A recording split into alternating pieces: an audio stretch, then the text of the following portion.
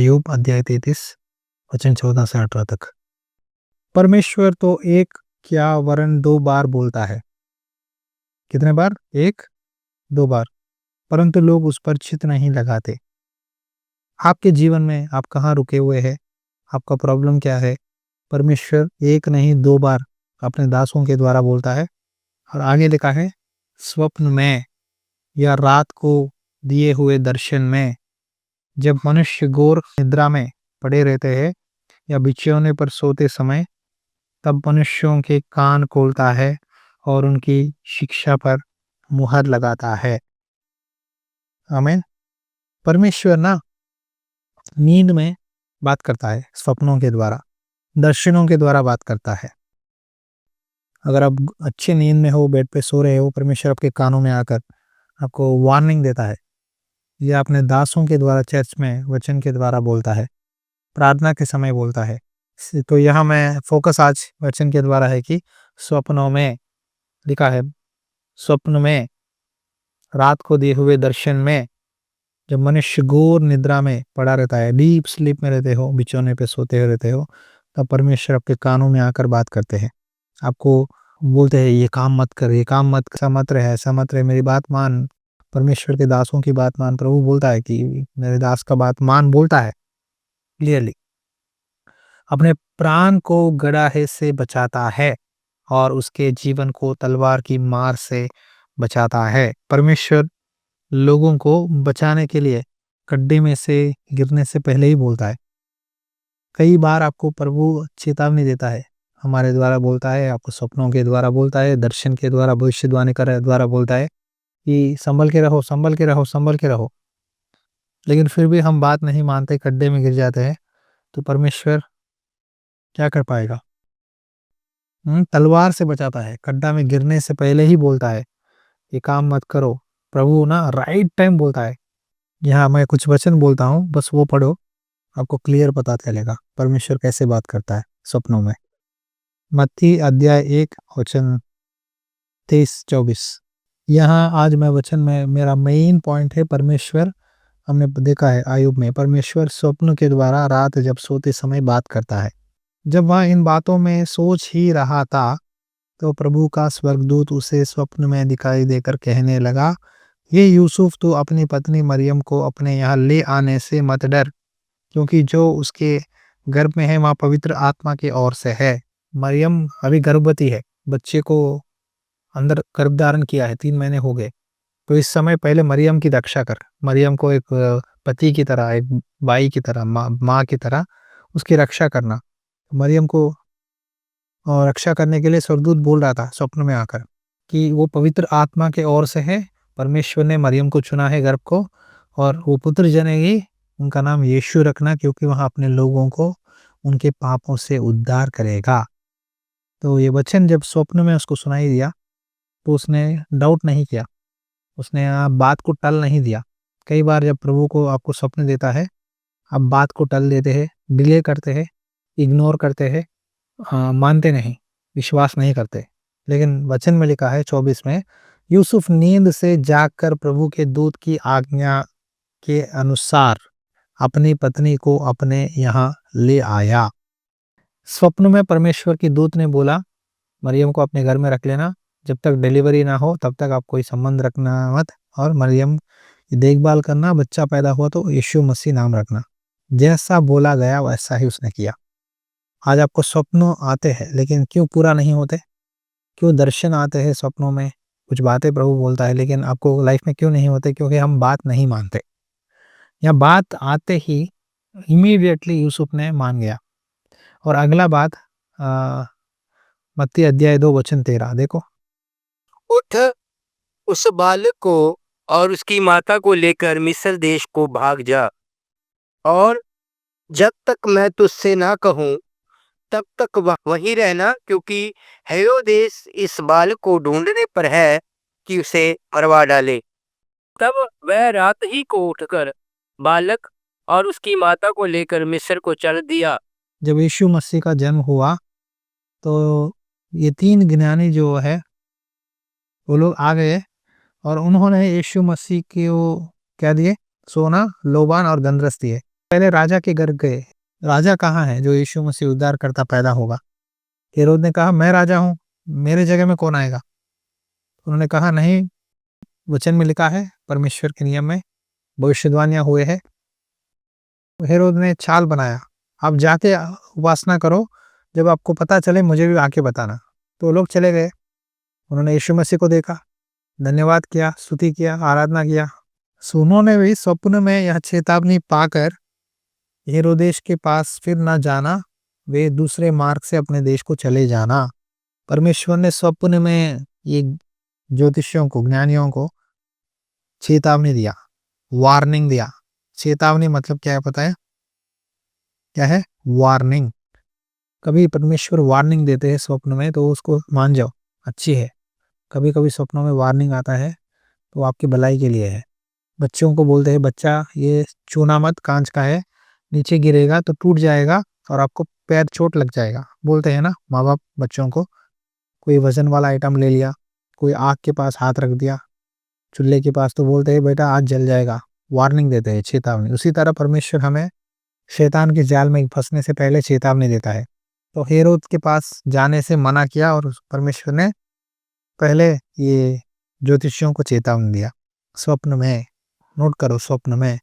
फिर यूसुफ से बात किया, बालक को ले, मरियम को ले, जल्दी जल्दी चले जाओ यहाँ से, मिस्र देश में चले जाओ, जब तक हेरोद राजा वो मर ना जाए तब तक वहीं रहना। तो हेरोद मरने तक वो लोग कहाँ थे? मिस्र में थे। यहाँ भी भविष्यवाणी है, मैंने अपने पुत्र को मिस्र से बुलाया। यीशु मसीह का जन्म से लेकर एक एक चीज, एक एक सिचुएशन, यीशु मसीह कहाँ रहना है, क्या करना है, सारी चीजें भविष्यवाणियां पहले ही हुए थे। तो जब तक हेरोद ना मरा तब तक वो लोग वहीं छुपे रहे थे मिस्र में, क्योंकि हेरोद बच्चों को, कई लोगों को मार दिया यीशु मसीह को पकड़ने के लिए। वचन 20 में लिखा है, उठ बालक और उसकी माता को लेकर इजराइल में देश में चला जा, क्योंकि जो बालक के प्राण लेना चाहते हैं वे मर गए। देखो, फिर परमेश्वर ने कहा फिर स्वप्न में, उठ और फिर वापस इजराइल देश में जाना। तो इजराइल देश में चला गया। फिर बाद में 22 में लिखा है, परंतु यहाँ सुनकर कि अर्किलाउस अपने पिता हेरोदेश की जगह यहूदियों पर राज्य कर रहा है, वहां जाने से डरा। फिर स्वप्न में परमेश्वर की चेतावनी पाकर गलील प्रदेश में गया और नजरेत नाम नगर में जा बसा, ताकि वहां वचन पूरा हो जो भविष्यद्वक्ताओं के द्वारा कहा गया था, वह नाजरी कहलाएगा। यहाँ 4 वचन मैंने बताया है, स्वप्न में, स्वप्न में, स्वप्न में, चेतावनी पाकर, चेतावनी पाकर। यूसुफ का जीवन छोटा है, अपने जीवन में उसने यीशु मसीह को बचाना ही उसका कर्तव्य है। यीशु मसीह को और मरियम को, दोनों को प्रोटेक्ट करना, बॉडीगार्ड की तरह सेफ रखना उसका काम है। हर एक स्वप्न आते ही इमीडिएटली तुरने लगा, आगे बढ़ने लगा और हर एक सिचुएशन में परमेश्वर की आज्ञा मानते हुए परमेश्वर की वचन उसने पूरा किया, नियम पूरा किया। परमेश्वर तो एक या क्या वरन 2 बार बोलता है। परमेश्वर 100 बार नहीं बोलता, 1 बार 2 बार। बात नहीं माने तो छोड़ देता है, तुम्हारी मर्जी। परमेश्वर ने आज़ादी दिया है। 100 बार बोलना परमेश्वर का काम नहीं, 1 बार 2 बार 3 बार नहीं माने तो प्रभु छोड़ देता है। परंतु लोग उस पर चित नहीं लगाते। स्वप्न में या रात में, रात को दिए हुए दर्शन में, हमने पढ़ा है ना। तो यूसुफ को जब दर्शन आया, परमेश्वर ने बोला, ईमानदारी से उसने फॉलो किया। कितने बार आपसे परमेश्वर ने स्वप्नों के द्वारा बोला है, ये काम कर, यहाँ जा, ऐसा रहे? क्या आपने माना है, स्वीकार किया है? बाइबल में उत्पत्ति में एक राजा था, का नाम क्या है पता है? अबीमेलेक।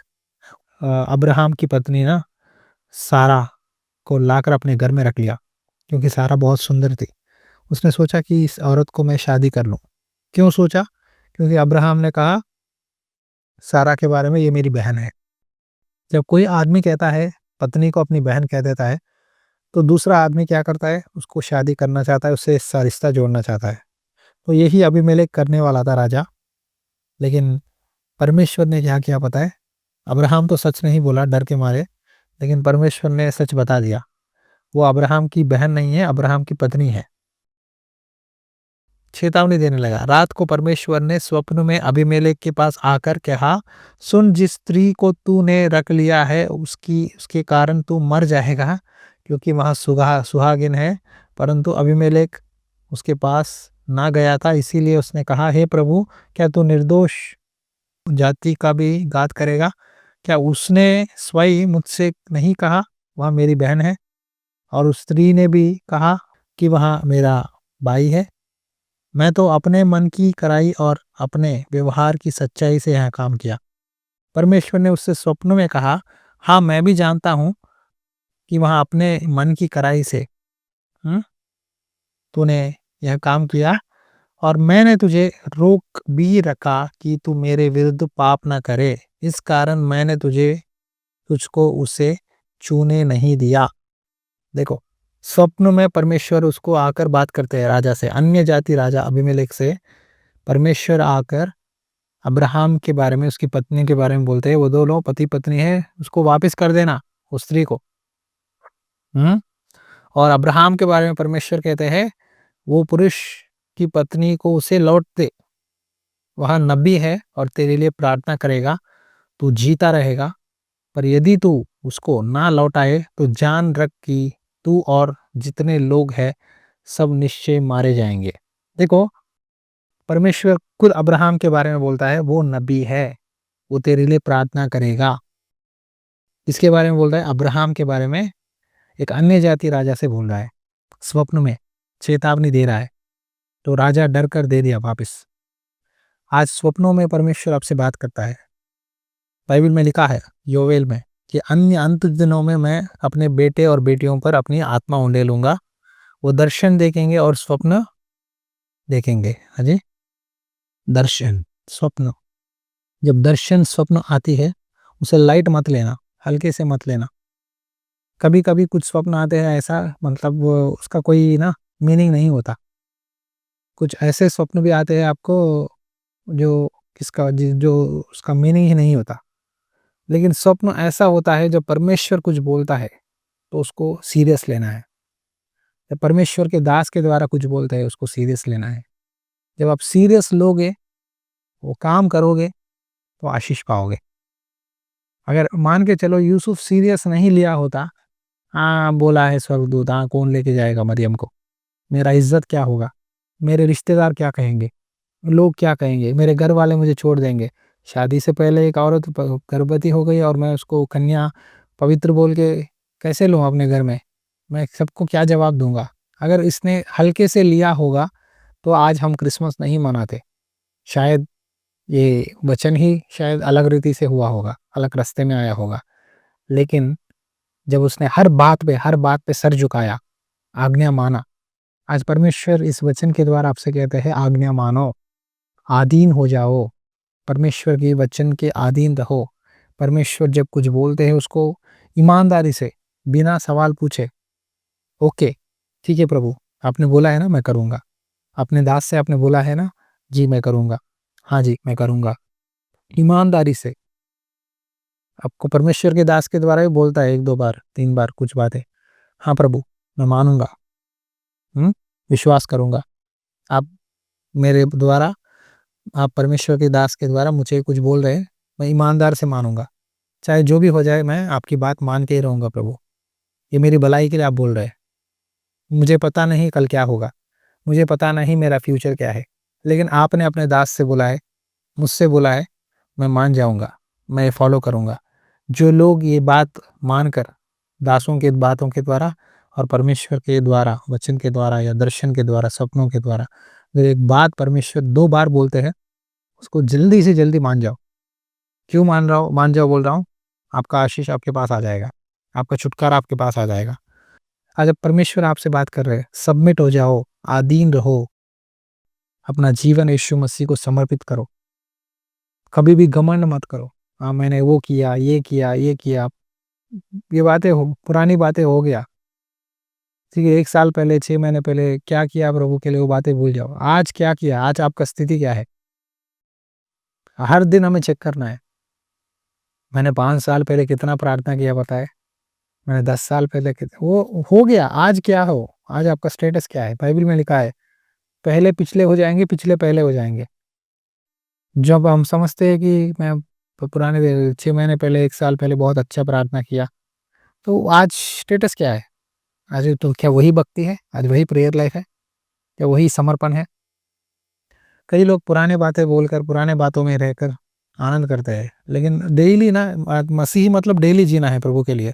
क्रिसमस बस दिसंबर 25 तारीख को नहीं है, पूरा महीना, पूरा दिन, हर दिन यीशु मसीह मेरे अंदर है, यीशु मसीह को मैं दिखाना है मेरे लाइफ में, यीशु मसीह के लिए कुछ करके दिखाना है। हर महीना, हर डे टारगेट होना चाहिए। मैं क्या करूं प्रभु के लिए, कैसे प्रार्थना करूं, कैसे प्रभु की आवाज़ सुनूं, कैसे प्रभु के लिए आगे बढ़ूं। डेली यही कोशिश होना चाहिए। जो लोग ये कोशिश करते हैं उनके जीवन में प्रभु बहुत सारा आशीष देगा। और यीशु मसीह जब सोचो आपके पास आ गए प्रभु जी आपके घर में, तो आपका जीवन बदल जाएगा। आमीन। मैं चाहता हूँ आपके बंधन, आपकी बीमारी, आपकी आर्थिक समस्या, आपकी तकलीफें सारे इस क्रिसमस से छूट जाए और आपके जीवन में खुशी, आनंद मिले। ये मेरी दुआ है। अभी क्रिसमस आने वाला है, तो एक क्रिसमस के लिए हम सब लोग क्या करना चाहिए?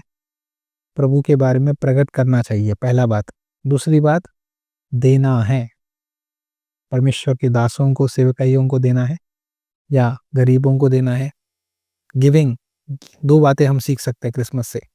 पहली बात, लोगों को प्रभु के बारे में, प्रभु आपके लिए पैदा हुए, ये वचन है। दूसरी बात, हम प्रभु के नाम से सेवकाई में या किसी को खाना खिलाने में, हेल्प करने में सपोर्ट करना है। ये 2 बातें क्रिसमस के टाइम में हमारा फ़र्ज़ बनता है, ये ज़रूरी है, ताकि हम यीशु मसीह को दिखाएँ। क्योंकि परमेश्वर ने एकलौते पुत्र को क्या किया? दे दिया।